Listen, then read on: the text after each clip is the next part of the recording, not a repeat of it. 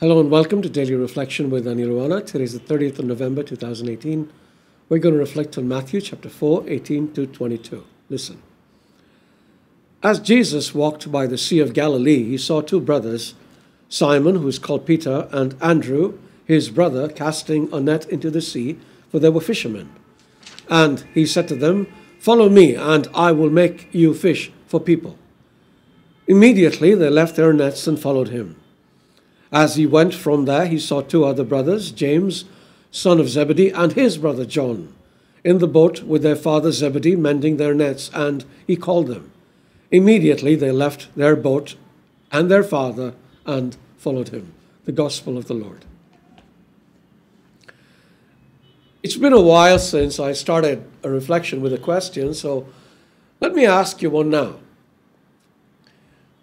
Did you celebrate the Feast of Christ the King last Sunday? Another question that naturally follows this is he your king of the kingdom you belong to, or is he just a king of some kingdom that has no relevance to you?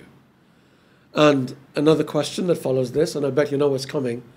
If he is your king, then should you not follow him? Now you might say that you do, but do you really? In our passage today, we find him calling four fishermen, Peter, Andrew, James, and John, to follow him. "Follow me," he says, "and I will make you fish for people." And they immediately left their nets and followed him. It is incredible because at the time they didn't know he was king of anything. Yet they heeded his call and responded. They became his first apostles. Now there are two ways of following Jesus. One is to literally leave everything and follow Jesus as an apostle. Priests are a good example of people who have heard this calling.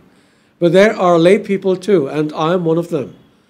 I heard the call 16 years ago, and it confused me because I was married with children, and everybody I spoke to told me that Jesus wouldn't have given me a family if he wanted me to leave everything.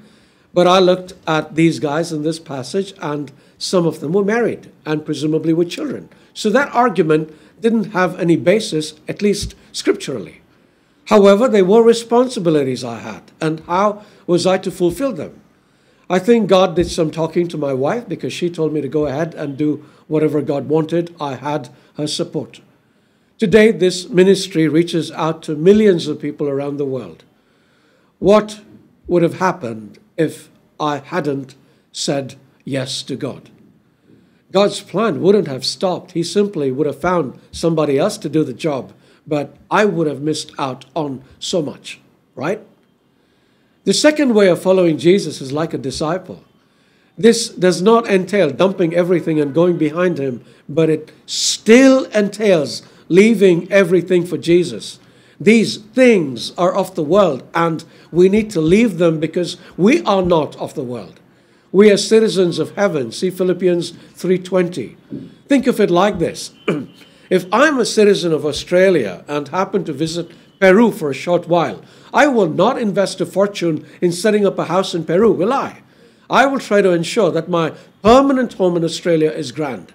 Similarly, our permanent home is heaven, and Jesus is calling us to follow him there.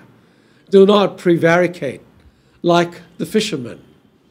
Let our response be firm and immediate. God bless you.